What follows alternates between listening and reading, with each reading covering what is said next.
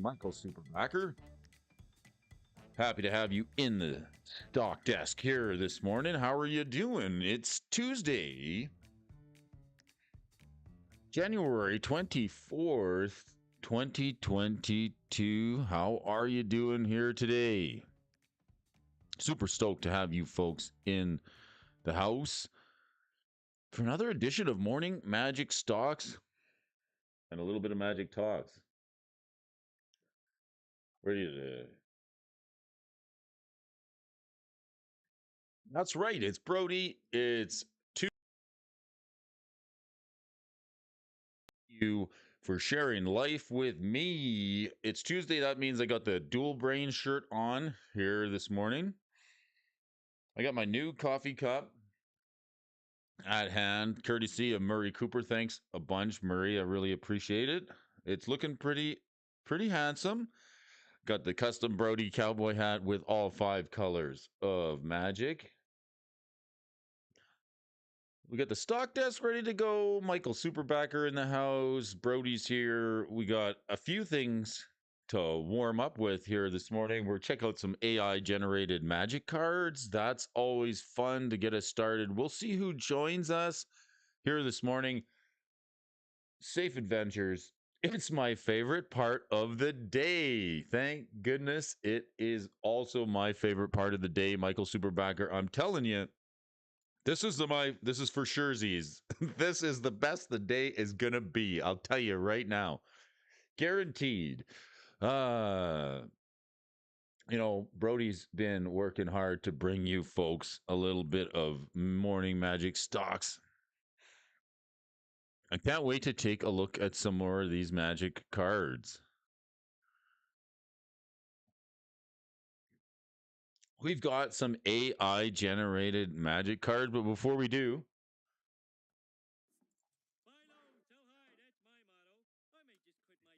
power plant and become a full-time stock market guy. Love it. We may just quit our job at the power plant. If this pans out, you and me, Michael Superbacker, become full-time magic card stock market guys. That's right. I hear about that. Hear that. I hear it. I hear you. What can we do to change this? We got to make some money. We got to get the funny into our collection, right? We got to build our collection. We got to make it awesome. We got to have the cards that make us able to play all formats of Magic the Gathering. That's the goal. That's the goal. We want to play. We want to have fun. We want to shuffle that fun into our collection. I love waking up and taking some time to arrive here on the show with you. So let's just do that for a second here. It's okay just to take a minute for ourselves. Enjoy that first sip of coffee. Just relax here this morning.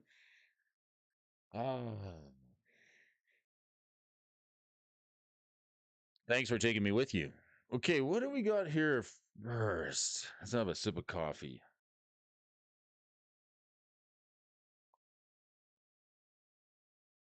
Sense of smell is working well this morning. A little bit of toast, maybe? All right. Thoey, the Flathershapter. Thoey, the Flathershapter? All right. Thoey, thapting, the Flathershapter. Counterest your non-tronger player, Danon Catules. Okay. This one's gibberish, so we got to just fail it and move on. Unfortunately, we can move right on to this plains. Wow, look at this card. A little sip of coffee here this morning. What's going on? Anybody checking in on Rumble? I really hope there's people watching on Rumble. I see a few folks over on Rumble checking in. If you're tuning in on Rumble, can you please leave a comment over there so I know I can shout out to you and I can say, Rumble, young man, Rumble. Look at it, this snow-covered plains. I like it. This cabin in the woods. It's really cozy. Cozy cabin by Crackput. It's beauty. It's beauty. This looks like a Canadian plains, doesn't it? Just nestled out there on the edge. I gotta love these. Gotta love these lands.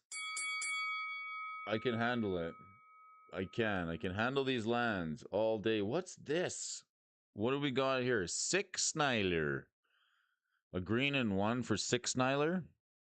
A 4/4 human warrior. Almost looks like a Ninja Turtle. A black Six Sniler gains flying until end of turn, and then a black Six Sniler gains flying until end of turn and deals 1 damage to you. You have indestructible.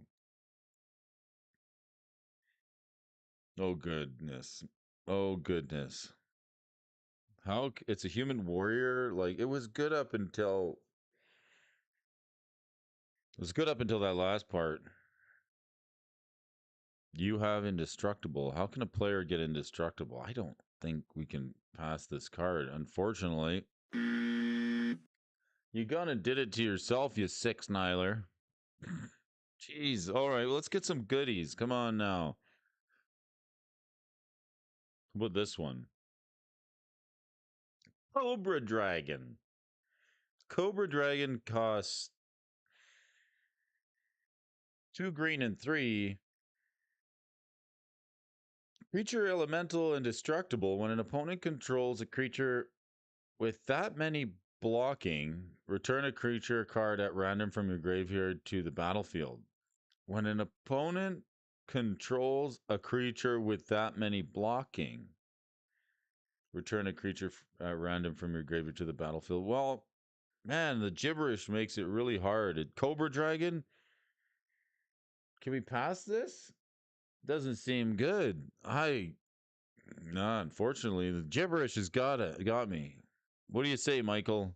We need something better.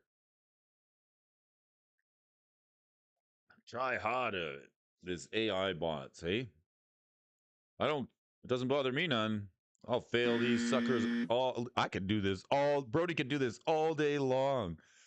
Cobra Dragon, no way. When an opponent controls a creature with that many blocking, I could see where they're going with this, though, right? If a opponent controls a creature that dies, or it could be anything. Moving right along, back to the Stundy Rotator. That brings us back to Stundy. The stundiest part of the day. I like this card. This one was in here yesterday, and it's got nice art on it. Unfortunately, it's super overpowered. The Stundy Rotator taps for a waste, colorless. Let's see here. A black and 1 exile target creature card with converted mana cost 2 or less. If this spell was kicked, draw 2 cards.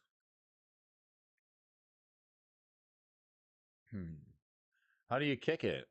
I don't see how. It doesn't seem to have a kicker cost showing up on the card. It's a mana filter. Like we saw yesterday, this sucker, it's like an infinite mana filter. It'll do it as many times as you need to. 1 and tap it. Untap, Stundy Rotator, add a mana of any color. So you can feed mana into it. Colorless to get colored mana. That's actually really good. The mana filter ability on it. 1, tap it and untap, add a mana of any color. The Stundy Rotator is good on account of that it fixes your mana base 100%. It 100% fixes your mana base for good as soon as it's on the battlefield, except for the kicker part. If it was kick, draw 2 cards, but I don't see any way to kick this. I don't see any way to kick the Stundy. I don't. Michael Superbacker says, I bet this is someone's job at Wizards, except other humans are making the cards for sure. For sure. Uh, was talking to somebody the other day just about these AI generated magic cards, Michael, and what we were saying is like, what's the human factor now? Is your job to review cards and or design cards? You could just get the AI. You could just get the AI to design the cards and then just cajole them a little bit, tweak them, polish them up, if you will, right? You could just like go stundy rotator. Michael says, unless they didn't do their homework, then they passed all the AI generated ideas. Yeah, like why wouldn't you? You could you could just cajole it, right? You just tweak it a little bit. If I was some of these cards actually come out pretty good, pretty decent. Surprisingly, some is just gibberish. We've had a few of those here this morning. And then this card yesterday was sort of one we covered, the experiment egg.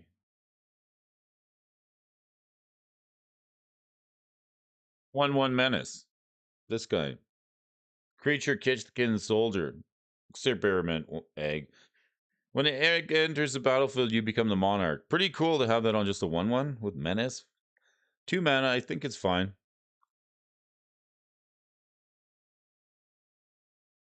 I think it's fine. It's just fine. I don't mind this egg. Let's give it a pass. We'll give the last two a pass. Not surprising.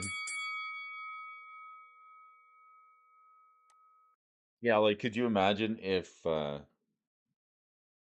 you had to come up with card designs and you could just get the AI to do it and like tweak the parts that's broken. Like on this Stundy rotator, give it a kicker cost. Could you put kicker on a land? I guess that would be something else. As it enters the battlefield, you may pay something if you do add add mana to your mana pool. Pretty all right. Morning, Michael Superbacker. Glad to have you here today. Well, we're checking out the stock desk. I'm going to see if we got any new. Yes, we do have some new articles here for you to read. Who's this one by? Harvey McGinnis. All right, cool. Harvey's bringing us another article here from over on the stock desk. We're going to check that out here in a minute. The over under. Yeah, do you guys like anybody tuning in on the channel? And for those of you tuning in on the juice is in the house and the house is in the juice. This is Brody Alfonso, Morning Magic Stocks and Magic Talks. We're here Monday to Friday. If you don't like tracking the cost of magic cards, does it seem complicated to you? Let me do it for you. I'm here Monday to Friday in the mornings, in the morning show, connecting the dots, reading the stock charts, checking out the price of Hasbro stock, the metagame across multiple formats, and putting that all kind of together for you as a package here on the show, just so you can kind of have an idea, why are some of these cards moving in price? Like, does it make any sense whatsoever? I don't really know, but we're gonna find out together. If you don't like tracking those card prices, let me do it for you. I'm doing it anyway here over on the channel. Thanks for joining me here today. It's Tuesday, January 24th, 2023. Let's take a look at the Hasbro stock price here this morning. Over on the stock desk. Hasbro stock. Let's hit the refresh button. Gotta hit the refresh button. All right, on the daily, we're 2 days. We got 2 trading days under our belt this week. Hasbro stock goes sideways. Hasbro stock just been trucking along, truculent. The truculent Hasbro stock just cruising along. Cruising along from east to west.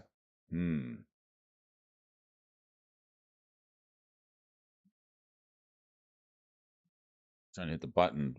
That's a 1-day chart. So it's been bumping up in price. We've been talking about this a little earlier. We're waiting for the fourth quarter earnings for Hasbro to come out, hoping that that gives us a little bit of a price adjustment one way or another. Let's see if it has any effect whatsoever. That's sort of what we want to see. Maybe they had a really good quarter last year at the end of the year. We don't know. Maybe the sales were strong. Maybe they sort of blew out every product line. What do you think? Apparently, those numbers come out in 2 weeks' time. I was listening to the Mox Man. It's going to be less than a couple of weeks, I think.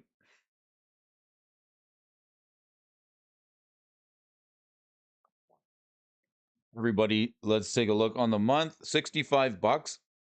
Hasbro stock was down to $58 just before Christmas. It was right here. Well, check it out.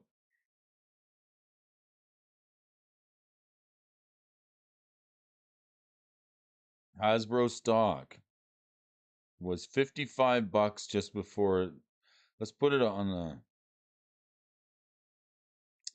the 1 year chart right before Christmas. Yep. You can sort of see it. Just I don't like this brush. Let's grab a different one.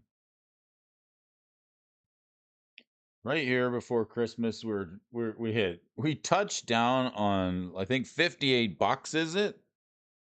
And it's sort of been on a springing back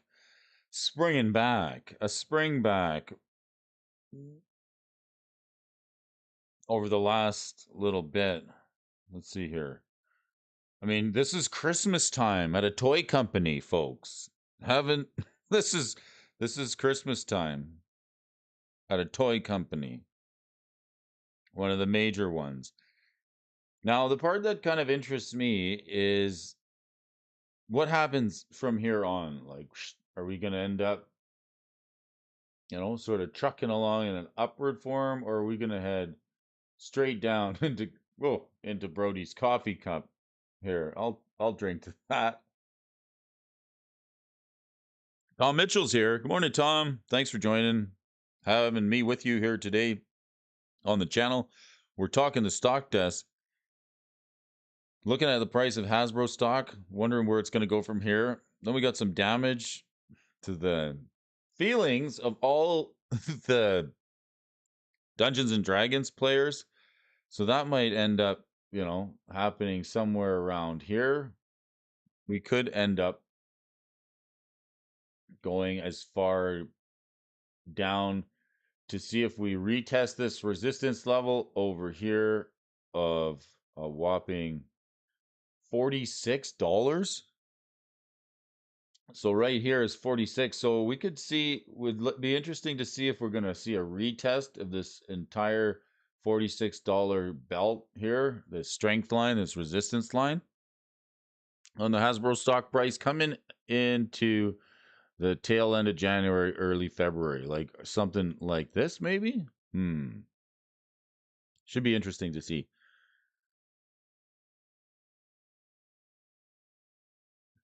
I knew it. You folks are having a good day. Got your coffee ready to go. Let's check the stock desk, see what they've got for us. Over Under by Harvey McGinnis. Love reading the articles written by Harvey. Thanks a bunch, Harvey. This month, the Over and Under, we're talking about short-term market trends in comparison to the overall value of the card, as well as price corrections in the trading card world. Cool. Featuring a couple of cards on the front here, the Mindbreak Trap and Gaia's Cradle. Woo! These are some expensive cards in the cart here. Harvey, what have you got for us here today? This one come out just a couple of days ago. Harvey welcomes us back for another installment of the Over Under in the month. This month, we're tracking short-term market trends in comparison to the overall values of the cards, as well as price correction in the trading card world. We're getting into this here this morning. Mindbreak Trap. Trap cards. Love them. No other card does it quite like Mindbreak Trap does. You're not kidding me. A potentially free counterspell which exiles from the stack directly, as opposed to actually countering anything. It just exiles the spell off the stack. Worth noting the way that it does it. Mindbreak Trap serves as an important role as a final answer to many a storm pile. While cards like Flusterstorm and, to the lesser extent, Weather the Storm. Let's take a look at those two. Flusterstorm and Weather the Storm. Okay, Weather the Storm, you gain 3 with Storm on it. Okay, a green and 1. Yeah, Flusterstorm, I guess, against Tendrils, and then Weather the Storm. Also serve as a sideboard tech against these similar problems. It is the exile clause on Mindbreak Trap, coupled with a conditional 0 mana cost, which truly cements the niche in which it is so comfortably residing. Anybody else like this card? I do like it. It's a trap cards. There's Archive Trap, Mindbreak Trap. There's a few different traps, all of them which have a certain condition on them. If you're new to Magic, let's check out a couple of the trap cards. What they're worth. They got the Archive Trap and the Mindbreak Trap. Here's another one. Archive Trap. Instant speed. If opponents search their library this turn, you may pay 0 rather than pay its mana cost. Target opponent mills 13 cards. This is a pretty powerful card. Included in the Trap series. The Mindbreak Trap, we're going to pull up another chart on it. This one's coming in at the Archive Trap's $38. The Mindbreak Trap is the expensive one. Murray Cooper, shout out to you, my man, wherever you're at. We're just discussing, he did his first buy list the other day. Sent in a couple of copies of the Mindbreak Trap. In fact, I think they're kind of spiking up in price. The reason I want to pull up a different chart is because this one goes back quite a lot farther. As you can see, going back to January 2011, all the way over here and up to this point here, which is where it's at today. $53, a pretty decent spike on the Mindbreak Trap. This card is mooning. So it would seem to me why we Murray might want to pitch this in, or at least a copy if you've got extras, into a buy list. Disclaimer before we read any further, farther, or fascia. Farther, or fascia. This card can definitely be reprinted because it is a modern card. So it's $50 right now. Hot tamale. With the upsides of this out of the way and a positive price trend to support it, why is Mindbreak Trap overvalued?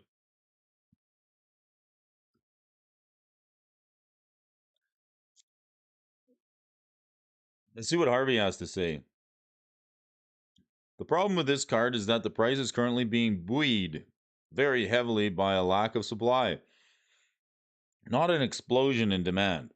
In most constructed formats, the lower base cost of the Flusterstorm is sufficient enough to crowd out Mindbreak Trap, meaning that its value as a sideboard staple against Storm decks has eroded. As such, the demand for Mindbreak Trap currently sits with Commander and the smaller CEDH section at that format. In that format, Mindbreak Trap is an incredibly useful answer that functions similar to a second copy of Flusterstorm, padding out the roster of valuable counter magic.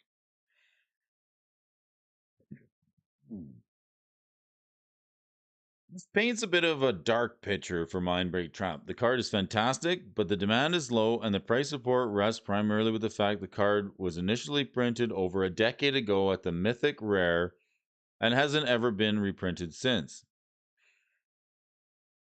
This drying up of supply, as well as recent upticks in the popularity of CEDH, that's competitive Commander or competitive Elder Dragon Highlander.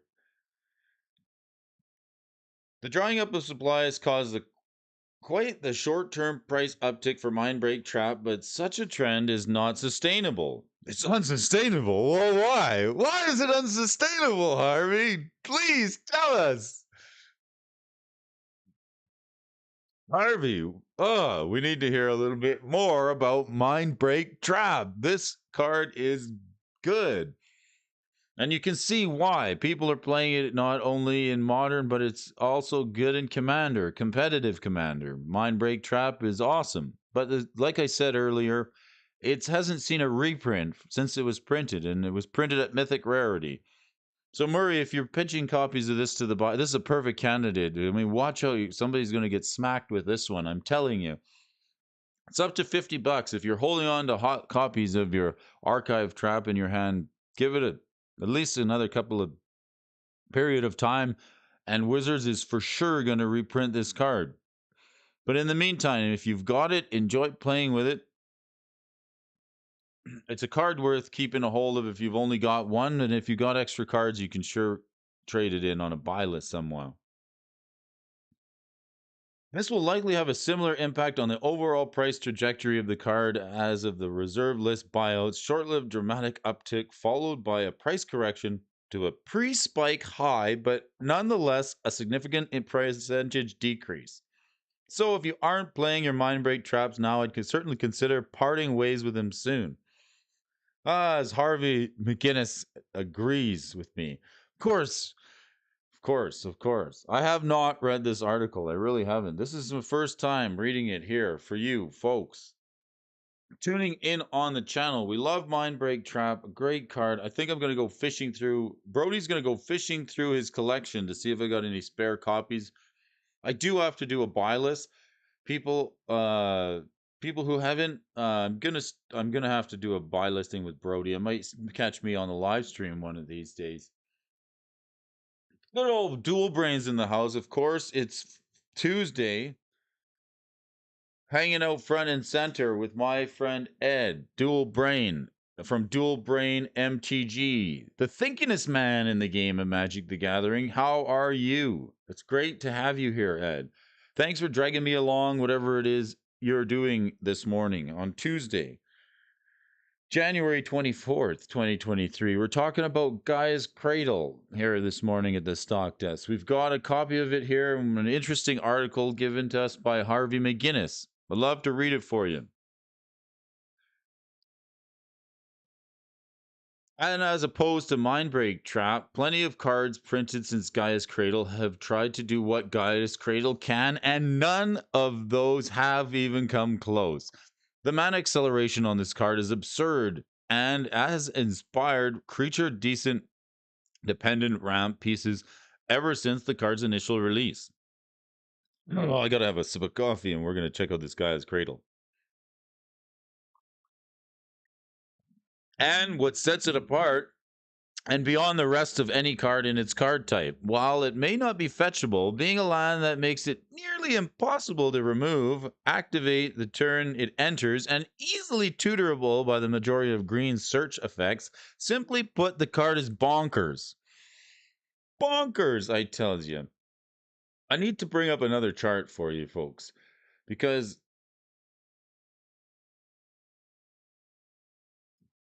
we do want to see the long-term price trend of this card for the original Urza Saga Gaia's Cradle non-foil edition, $890. You're thinking about like $1,000.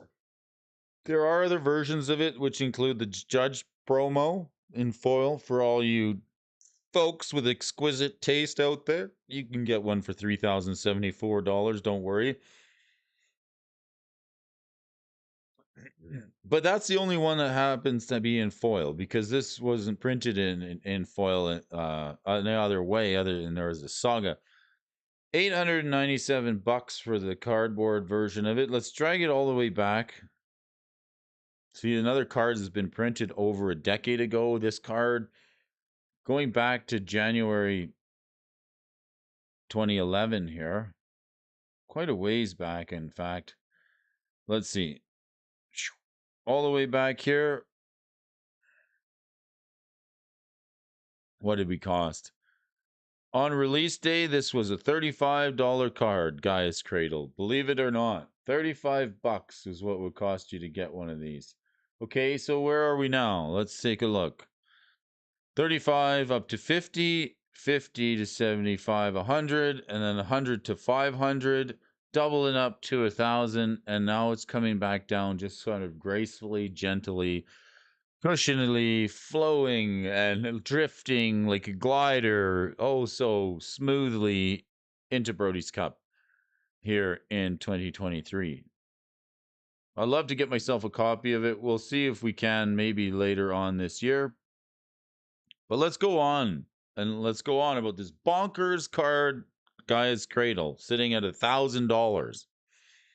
The overwhelming power of Gaia's Cradle has put it near the ubiquitous position across Green Commander decks of all kinds, while simultaneously making it a main board mainstay and main staple in its fair share of Eternal format deck lists. The demand on this card is incredibly high, the print run's incredibly low, and the card bears the hallmark reserved list designation, so why is the price trending downward?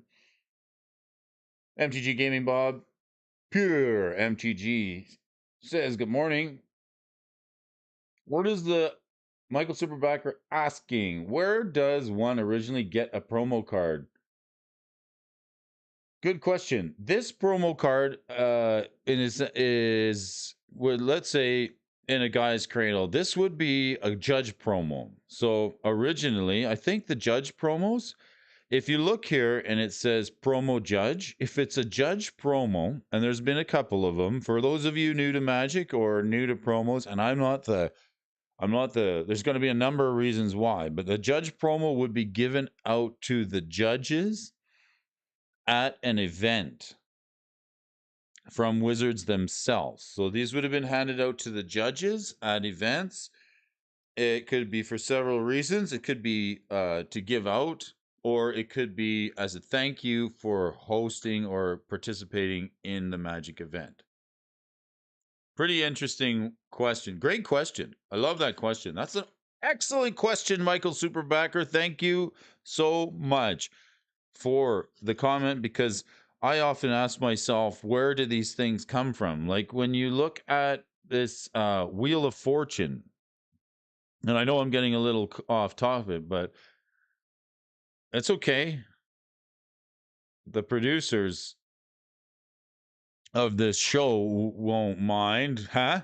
Oh, wait, that's me. There is got to be a promo here. Judge promo. Here's a Judge promo Wheel of Fortune. Very, very, very rare card. And I think these ones that are also pseudo reserve list cards, like the Gaia's Cradle and the Wheel of Fortune, having them being reprinted as a Judge promo makes it quite unique, because this is another example of, wait, did you see what Wizards just did there? What's that? That's a Judge promo. That's a reprint. That's a reprint of the reserve list. How dare you? How dare you? Right? Do you see what Wizards has done there? We're over the target, Michael Superbacker. Well done. Because this is what we're talking about here today. Judge promos and Gaia's Cradle. Well, Gaia's Cradle has had such a high absolute dollar value to it, frequently hovering around the $1,000 mark. The macroeconomic conditions are frequently more impactful on its long-term price than any news from playable developments. Gaia's Cradle represents an investment for most, meaning that a significant uptick in demand from the player base is frequently met by an uptick of proxying the card as opposed to direct market purchases. Don't mind if I do. Proxy up myself a copy of Gaia's Cradle. This means that the flow of money purchasing Gaia's Cradle in composed of player and investment funds, as opposed to modern era staples, which have little, if any, investment buy-in. Gaia's Cradle has weathered the current bear market and macroeconomic turmoil well, but not without suffering from price erosion. Oh, I'm feeling a little eroded down there, Gaia's Cradle. I'm sorry to hear that. Growing Rights of Iklamok, Circle of Dreams Druid, and Battle Hymn. 3 cards that appear here on our screen for you folks today. The price erosion of Gaia's Cradle is suffering currently from has opened up to an opportunity in the markets for value acquisitions. Using all this fancy language, what the heck does that mean? Value acquisitions. I think it just means straight up buying cards. Cradle is likely going to continue trending downward alongside the rest of the market, but it is also primed for a rebound upward as soon as things stabilize. No one knows when that's going to be for certain. That's right. So keep an eye out for cradles when you can. In time in the market is better than time in the market. Thank you for that little bit of Harvey clearly doesn't have access to this little chart that I'm holding, does he? Too bad. Check out the channel, check out the chart. I think we do know. I think we do. Uh-huh.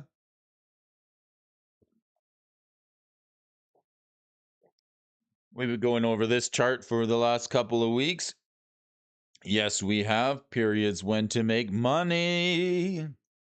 Do you see what's going on here? Everything's sort of coinciding together, like paper magic firing off again to keep some players excited and keep people playing the game in paper form and paying money to enter tournaments and bringing in revenue while we're pissing off people on the back end over at Dungeons and Dragons.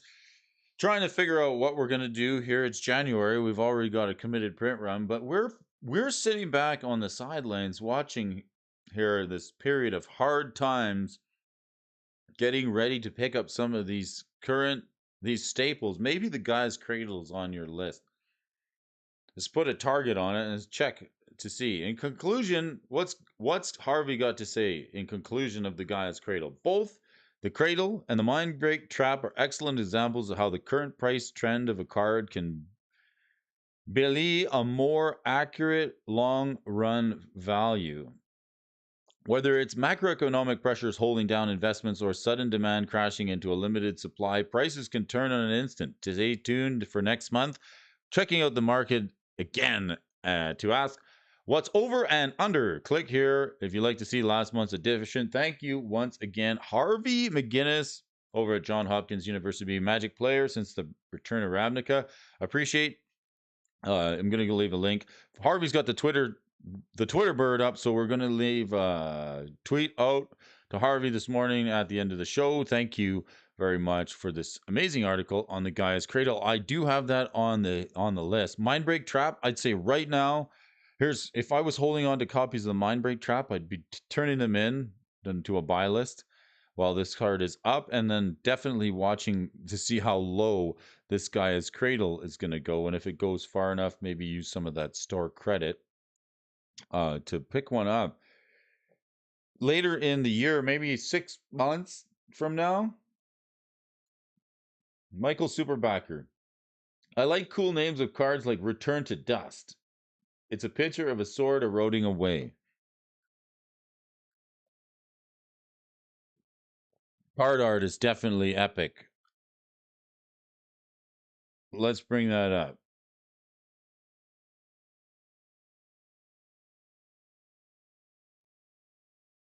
Mirrodin.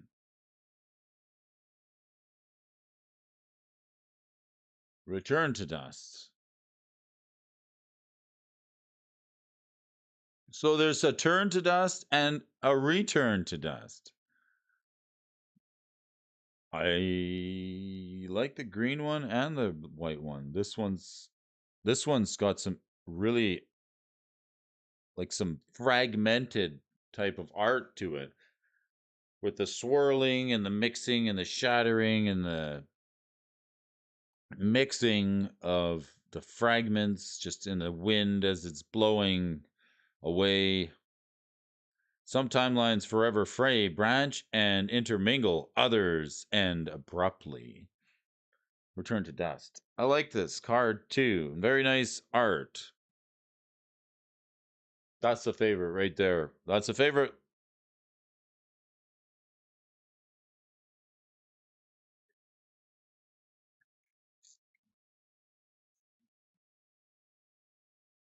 It's Tuesday. It's All day is Tuesday today. We're here having a little morning magic coffee, warming up here at the stock desk, taking a look at some magic cards, a couple of AI generated magic cards, reading a few articles from our friends over at the stock desk. I really appreciate them turning out magic content, magic articles for us to read here on the show. Just going to breeze over to MTG Top 8 really quickly. I like to check the metagame to see if there's any tournament wins posted. They're a little behind by the looks of it, but that seems to push or change the modern metagame, and sometimes even the vintage and legacy metagame. In fact,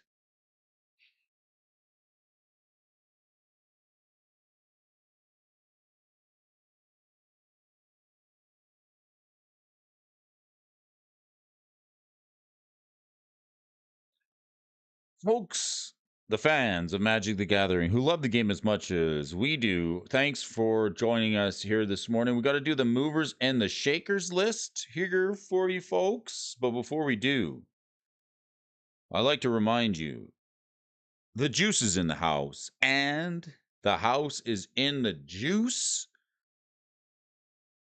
This is Brody. We're going to check out the movers and the shakers list here for you folks today. What are we going to do? Michael Superbacker says, "What was the name of that card of the monkey on a pirate ship?" That's the Ragavan card.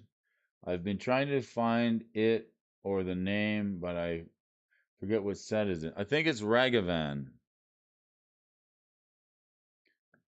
This guy? This is the guy. I want to build an apes deck or a monkey deck with the new little monkey guy that makes bananas. I do. I think it's Ragavan. Is that the one? Man, it's 75 bucks for a Ragavan. Modern Horizons 2, what a format warping set that was. Giving us a 2-1 for 1 mana. Not just the Savannah Lions, a 2-1, but like something that's got a ton of text on it. You can dash it, which means you just drop it on the battlefield and it comes in attacking for a red and 1. And if it deals combat damage to a player, you get a treasure token and you exile the top card of their library. Until end of turn, you can cast that card. It's just unbelievable. If it's a land, it doesn't say you may cast that card. You can't cast lands, but you can cast spells off the top. That's the one. It looks like an AI card. It's insane, right? Anybody? Yes, that's the one, right, Bob? It is. This is going to be an auto include. Anybody want to see? What do we want to see for the movers and the shakers list here this morning? What do we want to do? What's the name of the prince? The monkey prince that's coming out. The green one.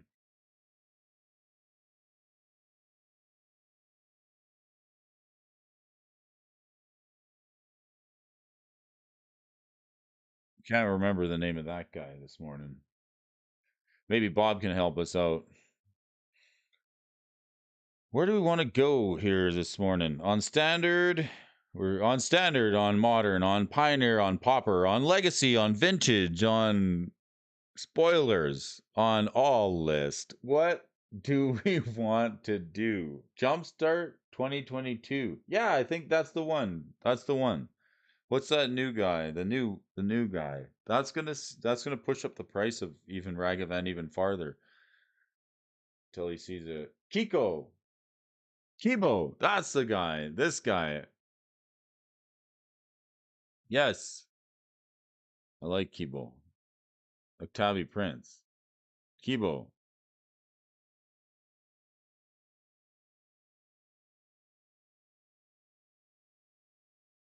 I like this one. Kibo, legendary creature monkey. If this guy doesn't push the price of Ragavan even farther, I don't know what will. Ah, Monkey Noble, Monkey Tribal. So, any other monkey cards that you think might be going up in price? I would say there was a few of them that hit. There was those disappearing apes, the 4/4 that cost 1. this guy, a few other ones, because Ragavan isn't popular enough. Tom Mitchell, where do we gonna go with a list this on Tuesday? What do we want to run? What list? I think what did we do yesterday? Vintage lists.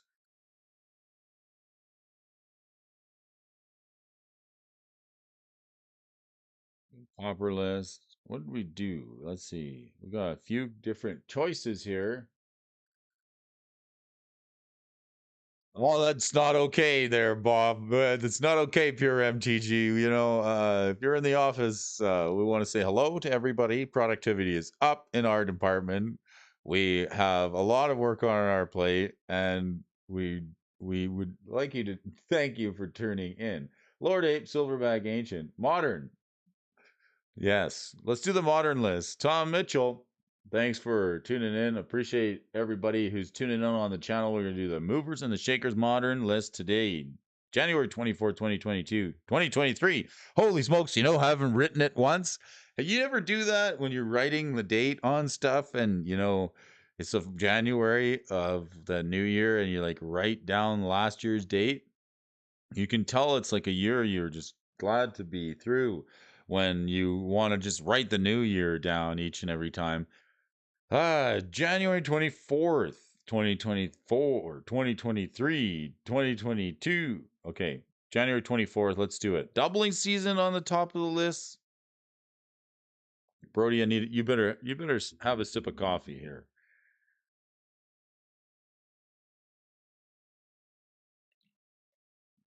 Wow, it's just past the hour. I'm going to be here till around half past the hour with you folks. I'm going to run this modern list. Let's go through it. We got some cool stuff here to take a look at. A doubling season. Topping off the list today is doubling season. Wow, $92. It's up a percent. Just a dollar rise in price. This puts this Ravnica City of Guilds copy of doubling season at the top of the list here. The Double Masters version in Borderless being the most expensive one. Holy smokes. It doesn't seem to matter how many times we reprint this card. It's $100. Wow. Okay, the foil, the newest one. Here's the newest one. Double Masters.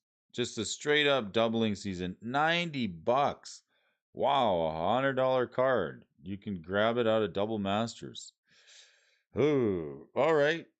Talk about equity. This is a hit, right? Let's read it. 1 green and 4. If an effect would put one or more tokens into play under your control, it puts twice that many into play instead. I'm just thinking of like having buy listed the copy of this card in the past. Wow, if an effect would place one or more counters on a permanent you control, it places twice that many on that permanent instead. So this is like the original double your stuff up. Before Anointed Procession, right? Before Panharmonicon.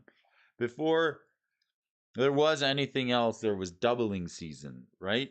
And another card, mind you, that we do see coming in the movers and the shakers list that I saw when we were up there, just taking a breeze at the whole list in its entirety, and we'll get to it here. Doubling season is $92. This one here from Ravnica, is it actually the cheapest one? It is the oldest, cheapest one here, going back all the way to Ravnica, City of Guilds. Holy, the card was $20 back to 2011. Let's check it out. It's got to be the fact that this card is just a commander staple. It is. Anybody getting like can use a copy of this, right? Anybody playing green tokens? Any green proliferate? Let's see what decks you're using it. Let's get a look for. Let's get a feel. Wow, look at the size of Brody's arrow here this morning. What do we got? Might as well, if you're not going to use it, you'll lose it. Okay, Atraxa Praetor's voice. The Kibu Uktabi Prince. Huh? Huh? Huh? That's what I'm talking about. The Kibo is played with this doubling season card. Why not? Chatterfang the Squirrel General, Gave Guru Spores. That's the one that I like. This is this Saperling guy. I think Gaming Bob brought it up here a couple of months ago. Gave, Guru Spores, Azika God of the Tree, Rin and Seri, Carthalion, Muriel Lord of Bones, Miriam Sentinel Worm, and Risk the Redeemed. This being a little elfie boy. So now, the Kibo Octavi Prince, here he is. He's up in the commander. He's popular. This is why the doubling season card is up on the top of the list today. And modern cards. Buy low, sell high, that's my motto. I may just quit my job at the power plant and become a full-time stock market guy.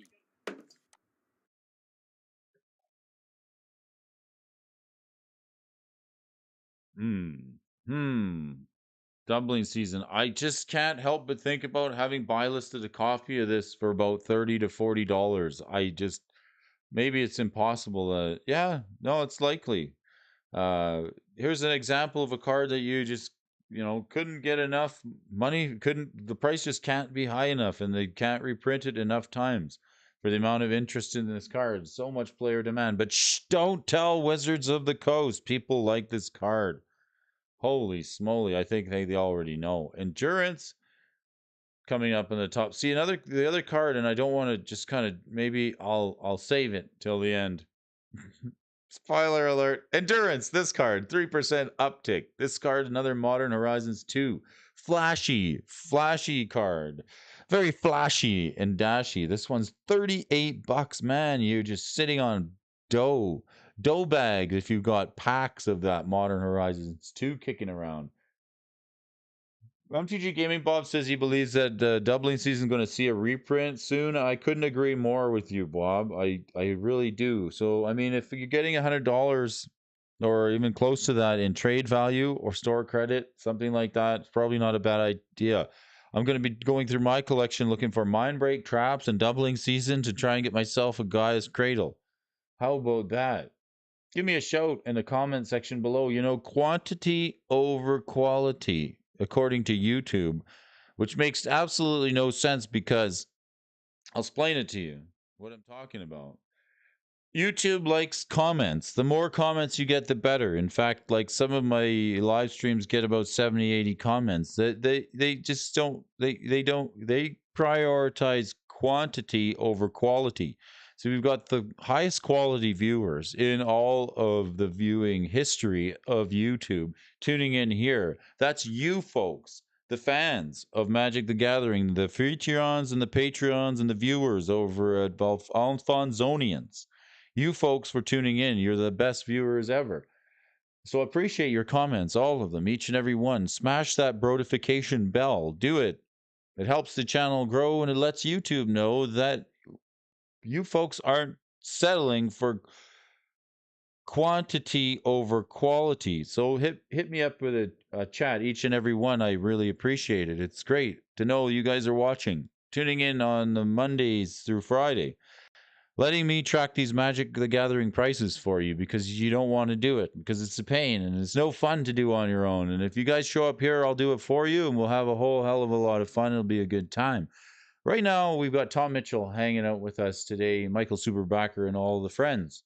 Let's look at this endurance card. It's bloody awesome. It's a 3/4 flash. It's $38. It's Modern Horizons 2. This card's going to get smashed with a reprint. I believe this was like a brand new card in Modern Horizons. It was like they made this card in Modern Horizons. In Modern Horizons, this made Modern Horizons, and Modern Horizons made this card. It was so good that people just want more of it. The flash speed is interesting, and a card from a guy that likes a card like Gaia's Blessing, a card that shuffles cards back into your graveyard. I do like Gaia's Blessing. Now let me see here. Anybody who likes Gaia's Blessing, let me just take a look. Gaia's Anthem, Gaia's this, Gaia's Blessing, Gaia's Balance. There is never too many. So Gaia's Blessing, this is the target player shuffles 3 target cards from their graveyard into their library, draw a card. When Gaia's Blessing is put into your graveyard from your library, meaning if it gets milled there shuffle your graveyard into your library. So this is like one of the original recycle your deck cards. Get to bring 3 back into your deck. It draws you a card. So when they printed Endurance, the 3/4 creature that flashes in and has reach, it also says when it enters the battlefield, up to 1 target player puts all the cards from their graveyard on the bottom of their library in a random order. All the cards, every one of them, not just 3. So you can see for why 1 more mana, you get a 3/4 with flash that blocks flyers, and you can evoke it for removing a green card in your hand. So just, and it's got flash, so it's instant speed. This card's so much better. It's like Gaia's Blessing on crack with a little bit of speed and steroids, drinking protein powder, a Red Bull, and a Monster energy drink, eating liver, all on a sesame seed bun. That's what this card is. This card is bananas. It's bonkers. It's bloody expensive. It's 38 bucks, but it's really fun to play. I like it, and the art is awesome. Got some new features for you folks. Let's zoom in on that. Oh, let's do it. This Endurance, right? This is a place I want to be. Just hang out. Just imagine a beautiful scenery here. I think I can see some Freetrons and the Alphonsonians in the background, hanging out in the mist. Time capsule. Good morning. Thanks for joining us here this morning. We're taking a look at the movers and the shakers lists here this morning. For anybody who is taking a look at the movers and the shakers and Modern Horizon, here's a card that's just like straight into Modern, right? At 30 bucks the release date. Never has seen missed a beat. There's like never been anything better. Wow, look at Brody's giant arrow today. Woo! It's topping out over here at like 38 bucks. Endurance, hey? Just another reason why these packs are so expensive in Modern Horizon 2. A great card. Decks using it. Brody's giant arrow. Crashing footfalls. Crashing footfalls in Moderns using it.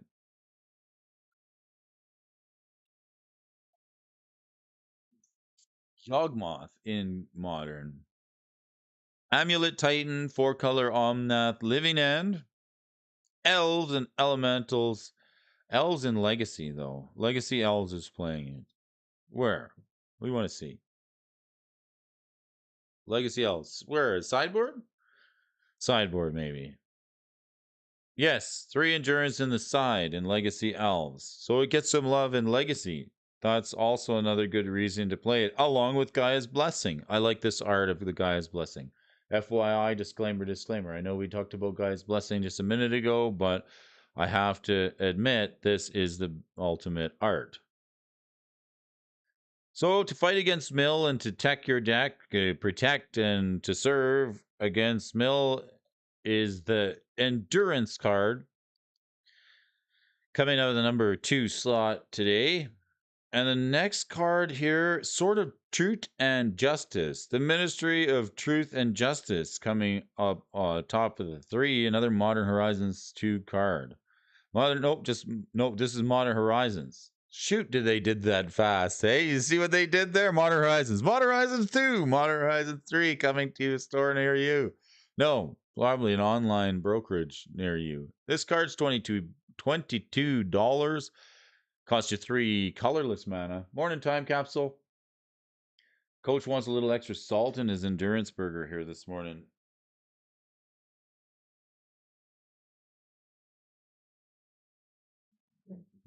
Coach, I could change the color. That's fine. Fine. You forced me to it. Let's do it. So the Sword of Truth and Justice. The blue arrow. The Sword of Truth and Justice. Great book, by the way. Anybody reading The Sword of Truth?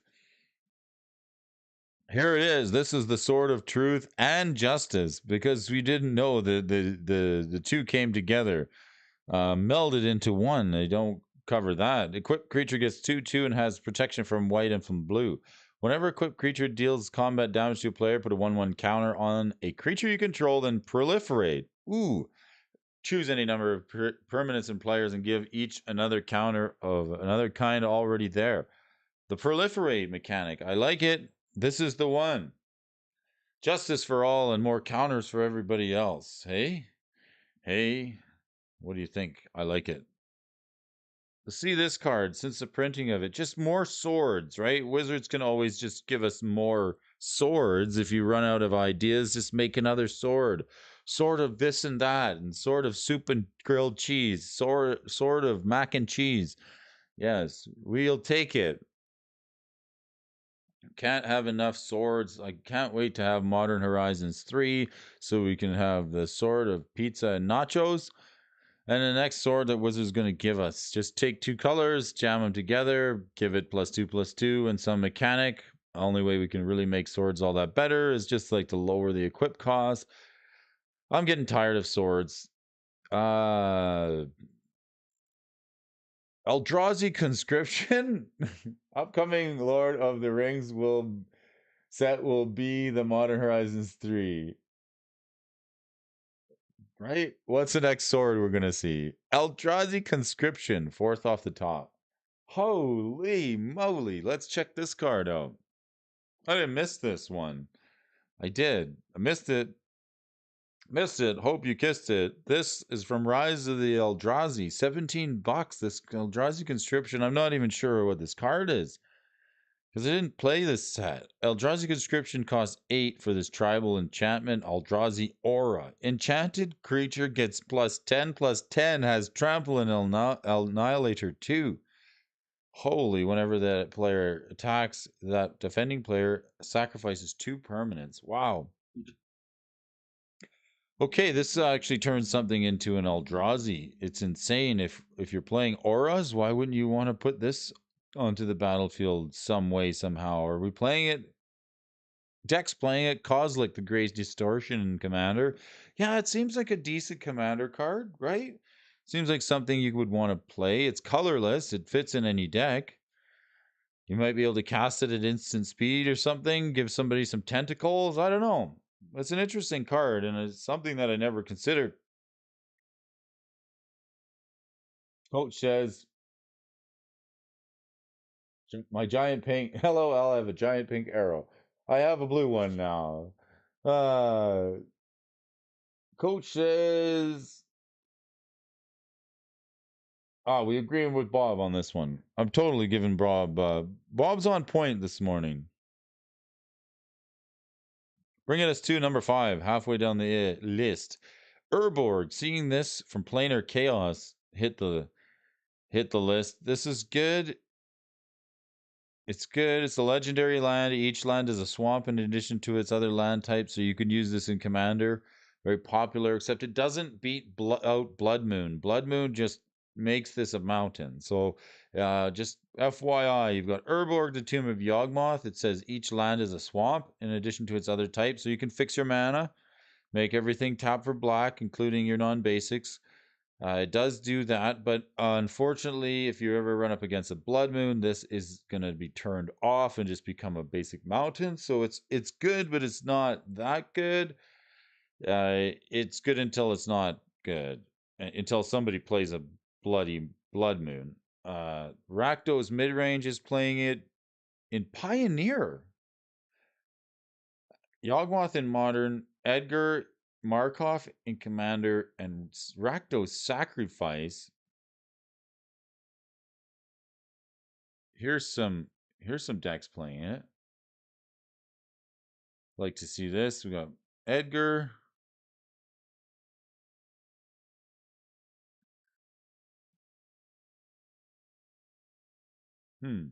Oh, and Sholdred.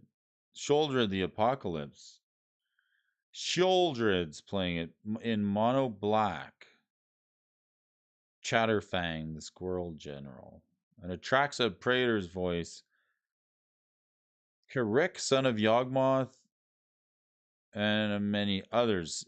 Rakdos mid-range Pioneer, very popular. 79 decks playing it. Interesting, interesting. All right, the Urborg. $42. I'd like to see if we got a cheaper version of it because that seems high. No, holy smokes, it's been rising. I thought the Ultimate Masters version was going to be a little bit cheaper. It is, I guess, $39, but it's still over like 20. The box topper, expensive. There's a list version. Here's the Ultimate Masters one. I don't know which art I like better. When all else fails, go with the original art, right? And then the From the Vault one. That one's definitely $50. All right. Imp's Mischief, another card from Planar Chaos. Wow, let's check a look at this art here. Gotta take a look here. The Impy Mischiefy. Bob, I'm on point this morning. It's just you're on point this morning. I didn't say anything else. Your Bob is quite usually on point, if I might add. When Bob joins us on the morning show, when he's not too busy, doing saving the world from Imp's Mischief and anything else, yes, Bob is on point. And we're glad Bob is here. We can't do the show without you, Bob. Your wellspring of knowledge over there. We need you. Don't kid yourself. Look at these little imps. I like this art. This is incredible. They're just like grabbing this dude, pulling him over the edge.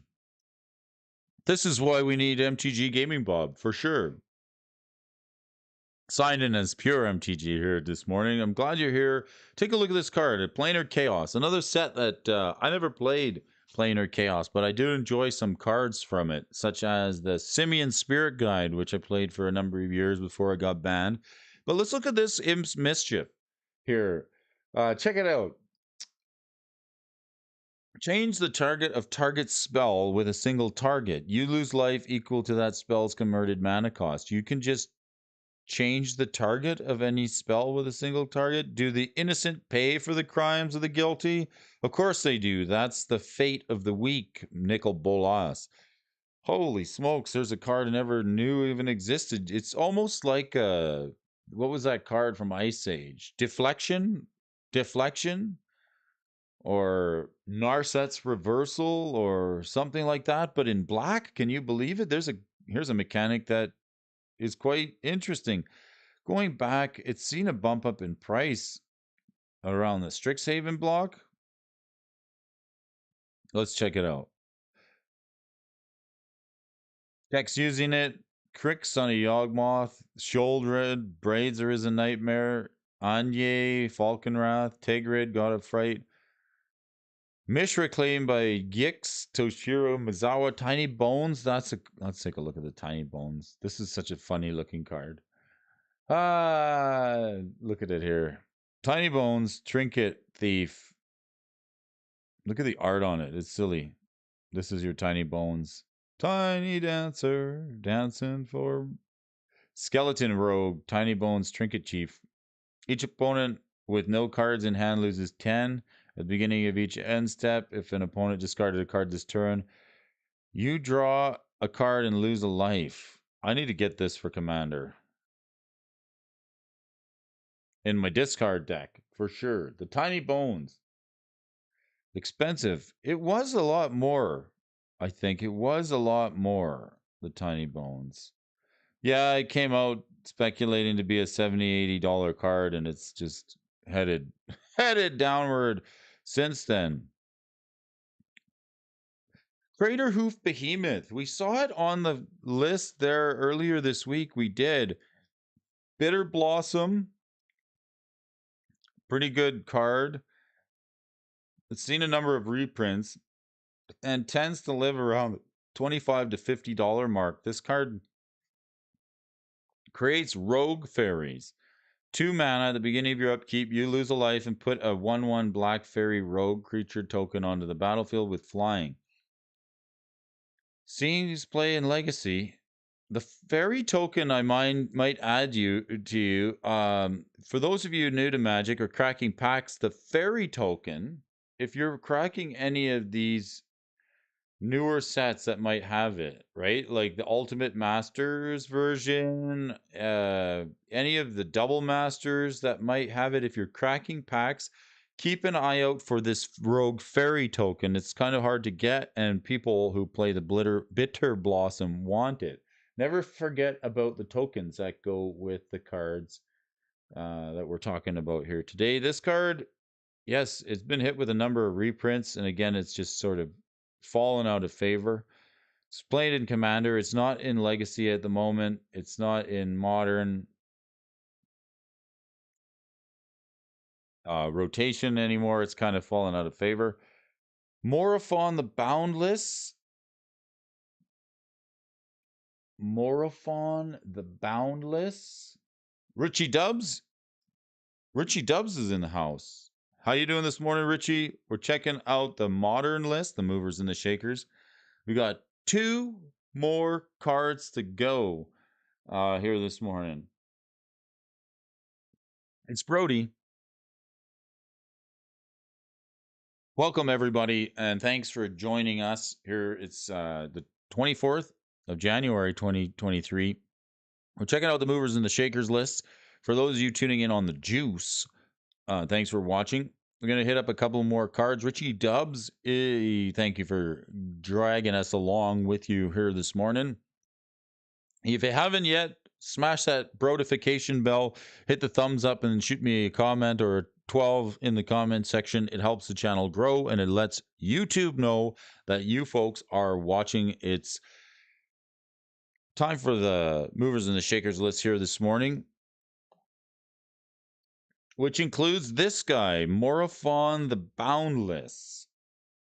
A modern card from Modern Horizons that's straight into Commander. This is like a Mod Mander card. He's got all the creature type. Well, it's got all the creature types on it. It's a shapeshifter.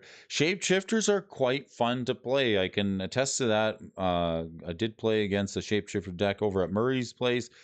It's quite interesting to see how with the changeling, every lord or everything that gives a buff or any card that says a target of a creature type, including your party. You can fill your party with a changeling quite easily because it, counts as all those creature types. So anything that has the party mechanic is turned on with changeling. Any of the lords, the changeling turns them on. Any spells that target a certain type of creature, the changeling is turned on by it. So Morophon the Boundless is quite good, and it's quite useful, especially in Commander. It enters the battlefield. You do choose a creature type for those particular creatures, lords in particular, that you might be playing in your shapeshifter deck. Spells of the chosen type you cast cost Wooburg. That's a white, a blue, a black, a red, and a green. Lets the cast. This effect reduces only the amount of colored mana you play, and creatures you control the chosen type get +1/+1. So he's a lord for any creature you wish, and he's a cost reducer. You can play cards like Progenitus and anything that costs 1 of every mana color, and of course this opens up your deck to running all the colors of the rainbow, all the colors of Magic. Morophon the Boundless. So it's quite good. It's a strong card. I don't know how long it's going to be until we see a reprint of Morophon. He's quite good. If you have it, maybe hold on to it. It's gonna be stable for another little while until we see a reprint of Morophon. Hey, Twiddler's in the house. Good morning. Great to have you here with us. We're doing the movers and the shakers list, running the modern list here for you folks. And this card here, like when we take a look, I just want to just draw a little bit of attention. This is sort of the one that I was talking about. We got Parallel Lives and Doubling Season. Like, to me, this is super interesting to see both of these cards sort of gracing the top and the bottom of the list, right? Seeing how once we read this card in Parallel Lives is $45, and Doubling Seasons though almost going to go over 100 here soon. So we're pretty excited to check this card. This is the last card on the list here this morning. It's a doozy, and it belongs up here where the air is clear. Take me up, up where the air is clear, where the parallel lives run dear and dear. A green card, right? It wouldn't be fair unless it did it in green. This card from Innistrad has got to be a decade old or just about. much fewer printings of this card when compared to doubling season, and I can't. Okay, so the historic horizons, is this jumpstart historic horizons? So that'd be like the newest one, but like this hasn't seen as many reprints as the doubling season, and it's kind of makes me think like why. It says, well, let's read it. 1 green and 3. If an effect would put one or more tokens onto the battlefield under your control, it puts twice as many tokens onto the battlefield instead. There will come a time when the only prey left will be each other. Ulrich of Krallenhord Pack. So, like, this card is, uh, it's doubling season in a way, but it's parallel lives. It only does tokens. Okay, so it does tokens, whereas doubling season does like, well, let's look at it. Doubling season does tokens into play, and it does counters as well. So doubling season does tokens and counters, and parallel lives does just tokens. Okay, it's still fine. It's still fine. It's not as good as doubling season, but it seems to work together in one, the copy deck, and in a deck where you wouldn't mind both, the parallel lives will take it. It'll do. It seems just fine. Richie Dubs hurt his neck headbanging yesterday. Didn't even end up using that take. So who else is playing Parallel Lives? I guess the point is, if you're playing Doubling Season, you're probably going to be playing Parallel Lives. This card is how many years old? A decade, right? And it's very strong. It's very strong. This card is like very strong. It's coming up, hit the $20 mark just before Strixhaven, then went over 60, and it's just kind of been trending down. Unless this sees the reprint, this thing here is gonna be like, it's gonna be up there for a while. It really is. Like, Buy low, sell high, that's my motto. I may just quit my job at the power plant and become a full-time stock market guy. this is a card that, I mean, I wouldn't rush out to buy it. Definitely been playing in Commander, and especially this card here, like, that's going to get a lot of attention. And I really can't wait to build Monkey Tribal one day. Is this Kibo Octabi Prince? Chatterfang the Squirrel is playing it. Anything that makes tokens, anything that's going to like make you twice of anything. It's a really cool card that really sees a lot of interest and a lot of play. So the Parallel Lives donning the top of the list here this morning. Uh it's a great thing to see. I don't actually have a copy of this because it didn't open any Innistrad. So a guy like me who doesn't own one of them is like patiently awaiting a reprint of Parallel Lives. I did open Doubling Season a while ago. I may have buy listed it, much to my chagrin. So I mean, when you see a card like this go, guys, over $100 in a recent print, just doesn't seem like they could print this card enough times. It's pretty incredible.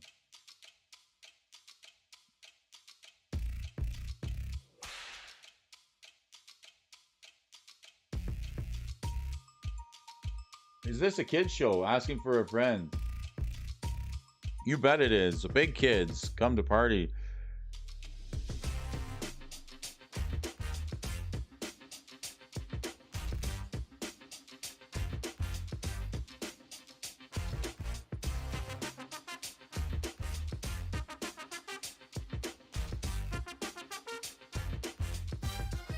Why is your friend?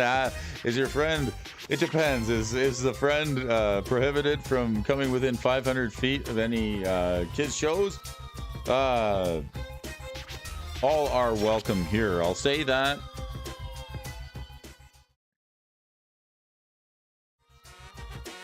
I'll say that all are welcome here on the channel. I appreciate you guys for joining us. Yes, we try to keep it clean. And between the lines here this morning, it is a school day. It's Tuesday. It's a school day. It's Tuesday. It's January 24th. It's 2023. It's me. It's Bro. It's the D. It's Brody, Alfonso over at the morning show, giving you a few MTG stocks and some MTG talks. We'd like to keep it in between the lines. If you like checking the prices of Magic cards, but it's a little bit much to keep up with, let me do it for you. We're here every day anyway, Monday to Friday, reading the movers and the shakers, checking the metagame, checking the Twitters and the twiddlers and all the modern and metagame that's happening out there to see how that affects the prices of these cards. Smash that like and subscribe button, and we'll talk to you all again real soon. Thanks again for watching. This is your host, Brody. We'll talk to you again real soon.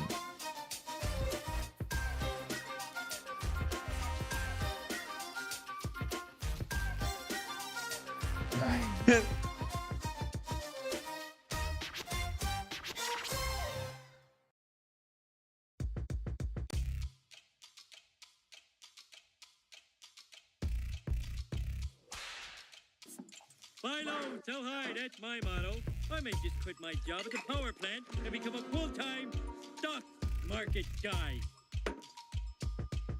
Thanks for joining us, Richie. Appreciate you, buddy.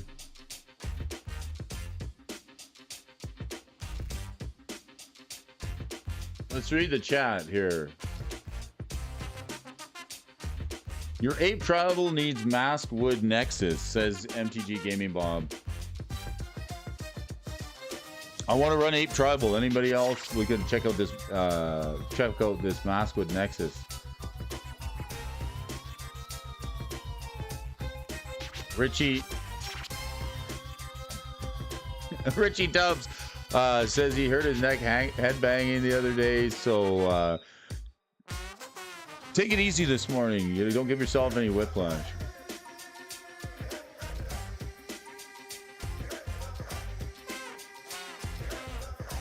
Richie Dubs has a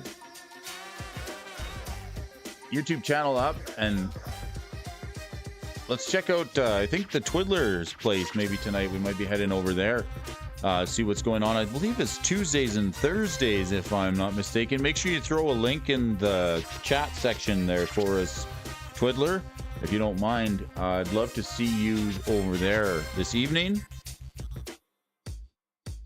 Good morning to you.